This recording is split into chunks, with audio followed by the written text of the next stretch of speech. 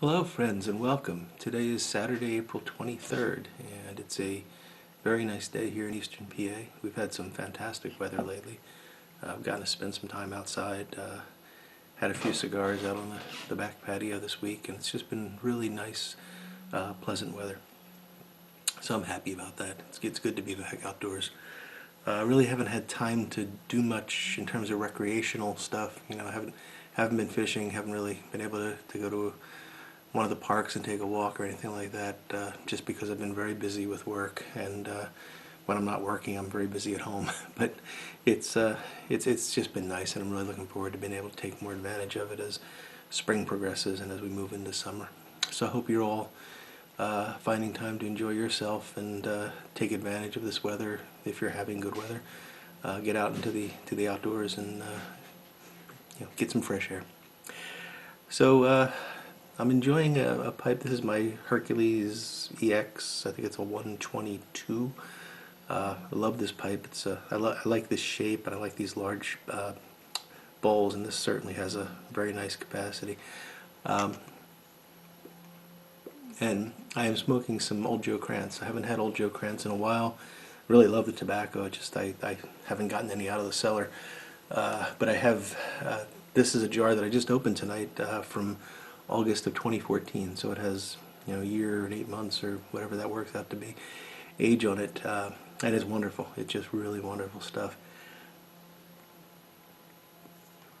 It's funny, a lot of people say that there's no point in aging burleys, and in a way that's true. They don't have the sugar content that Virginias have, and you're not going to get that same aging effect. But the truth is, tobaccos meld over time, and the flavors just somehow combine better. There's some harshness that goes away.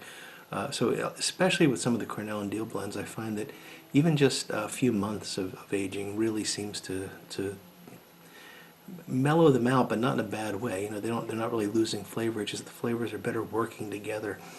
At least that's been my experience. And I think it's in part because they're a small company, and they're turning out these tobaccos pretty much, well, relatively much on demand. So you're often getting a much younger product than you would get if you were buying something from a larger supplier like McClellan. So for that reason, just a little bit of aging gives the tobacco time to kind of mature, meld, and just sort of the flavors to come together. So anyway, if you haven't tried Old Joe Krantz, it's a great blend. It's a strong blend. It does have a fairly high nicotine content, and it's got a lot of flavor, but I recommend it. So, two things I wanted to cover today. First is just a quick contest update. So you saw hopefully saw the giveaway contest that I posted last week. Very simple question. If you could go back in time and give some advice to your younger self, what would that advice be? And so far I've gotten two really good entries, really thoughtful and personal, meaningful entries, and I really appreciate the guys that have entered, that have shared their thoughts on this. I've created a playlist for the entries, and those two are in the playlist. I'll link to that down in the description, so you can take a look and watch those videos if you want. I highly recommend them. They're both very good. And I'll continue to do that as new entries come in. So we've got 3 weeks now, so 1 week has passed. We've got 3 weeks to get entries in, and I hope that a lot more of you will enter, because I think it's going to be a fun contest. That really, well, we got to get at least 3 entries. We got 3 levels of prizes, so somebody's got to step up to the plate here. And we'd like it to be a bit more of a contest. So please think about it. It can be a really short video. 3-5 minutes would be enough. And I think it's a topic worth exploring. I will make a response myself and include it in that playlist. I'll probably put that out sometime this week. I'm doing that just because I want to share my thoughts with you. I'm not going to enter myself in the contest, obviously. So that's really the update on that.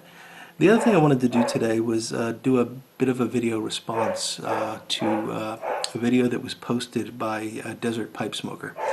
And if you haven't seen Desert Pipesmoker's channel, he's really an interesting guy. He does these really nice, relatively short videos, very easy to watch. He's got a great, welcoming personality, and he's got some really interesting thoughts. on tobaccos, on pipes, and just on things in general. And one of the things he was discussing the other day was this pipe that is being sold. It is on the smokingpipes.com website. It's probably available other places as well. It is a Dunhill pipe. It is a commemorative pipe for the 200th anniversary of the Battle of Waterloo. And you probably all know something about the Battle of Waterloo. It was a true turning point in the in the history of Europe, certainly, and in the history of warfare. It was the sort of beginning of the end for Napoleon, and a really interesting point in history. And it occurred 200 years ago this summer. I don't remember the exact date or month, but it's approaching very quickly. And to commemorate this event, in which Napoleon's army was defeated by a combined Anglo-Prussian force, Dunhill has put out a commemorative Waterloo pipe. And I'll try to add a picture in here, and I'll put a link to the pipe down in the description as well. So it's a beautiful pipe. It's a Dunhill. It's a shell briar, very well made pipe, and it's very nicely presented in a nice box, nice cushioned box. It comes with a hardcover book on the Battle of Waterloo that appears to be a very excellent read. And it also comes with a solid silver tamper made in the shape of a cannon, the appropriate style for the Waterloo period. So, it's a really nice presentation and a beautiful pipe, and a Dunhill, so, it's a quality pipe. Shell briar is certainly one of the more sought-after Dunhill briars and finishes. So, you'd be expecting to pay a bit of money for this pipe. What Desert Pipesmoker was commenting on, and what I also found really interesting, was the actual cost of the pipe. So you get the pipe, the book, and the tamper in a nice box, and it costs a measly $4,145, I believe. 45 or 54. I'm looking it up right now. $4,145. That's a lot of money for a pipe. So the questions that Desert Pipesmoker asked were, first off, if you had the money, if it wasn't an object, if it wasn't going to impact on your ability to pay the bills and whatnot, would you spend $4,145 for a pipe? And his second question was, if yes, would you smoke it? Those are really interesting questions. And the more I thought about them, the more I realized how complicated the answer to those questions actually can be. So my answer to the first question is no. I wouldn't spend $4,145 on a pipe. And the reason for that is I'm not a pipe collector. I'm a pipe smoker. And I cannot conceive of a pipe that would have an intrinsic value that high. Now, I've spent $300 on a pipe. I don't typically go for things like Dunhills, where the price is more about the company and the mark. I will spend that much money on an artisan pipe because I get to meet and interact with the person making the pipe. I know that they're handmade. I know that they're putting a lot of time and effort into it, and I believe that it's worth it.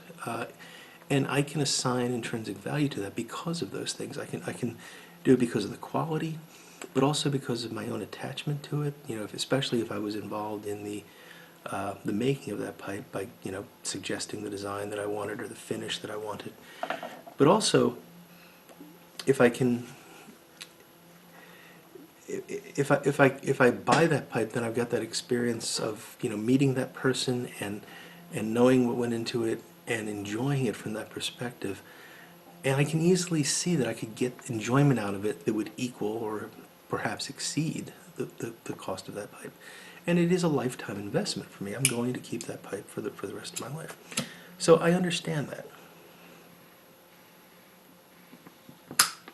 Now for you, that number might be a lot less than 300. It might be 100. And that's okay. There's might be 40, and that's okay too. I know people that only smoke cobs, and they're happy, and they like them, and that's great. So, everybody's going to have their own number. The question is, could that number ever be $4,145? And I just can't imagine where I would be able to say, yes, the value I'm going to get out of this pipe is equal to that amount. And yeah, I like the idea of the little temperament that looks like a cannon, and I like the idea of the book, but it still doesn't help. So who would spend that much money on a pipe? Well, I think the answer is pretty obvious. It would be a pipe collector. Now, I'm not a pipe collector. I don't like the idea of collecting pipes because I think that pipes are designed and created to be enjoyed as smoking tools. And we've talked about this before in the context of the pipes that got nailed to the wall. So if I were a collector, I could imagine saying, you know, that pipe is an important one. It's commemorating an important moment in history, and it's beautiful, and it's going to maintain that value for me as a collector, because I could always turn around and sell it for something close to that. They're only making 150 of these, so I may be able to sell it for something even more than that to another collector in time. So I can see it as an investment then. But I'm not going to smoke it if I'm a collector. And to me, that's sort of antithetical to the whole point of buying a pipe. I'm not bashing collectors. If that's what you enjoy doing, then great. You know, you're not causing me any trouble by doing it, and you're certainly finding enjoyment in that aspect of the hobby, and that's a good thing. But I think this is a pipe that was really created for collectors and not for smokers. And you know, that's fine. So my answer to Desert Pipesmoker is no, but if yes, no. I hope that makes some sense.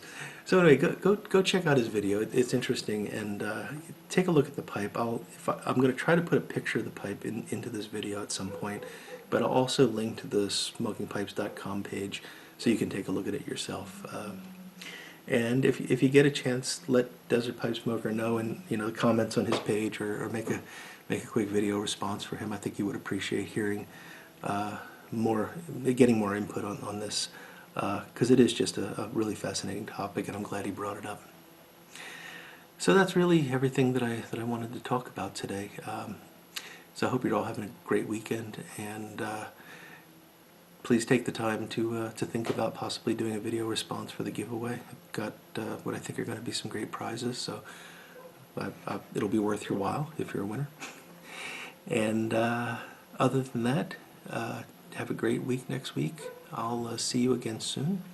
And in the meantime, you all take care of yourself, and I will definitely look forward to talking to you again soon. Goodbye now.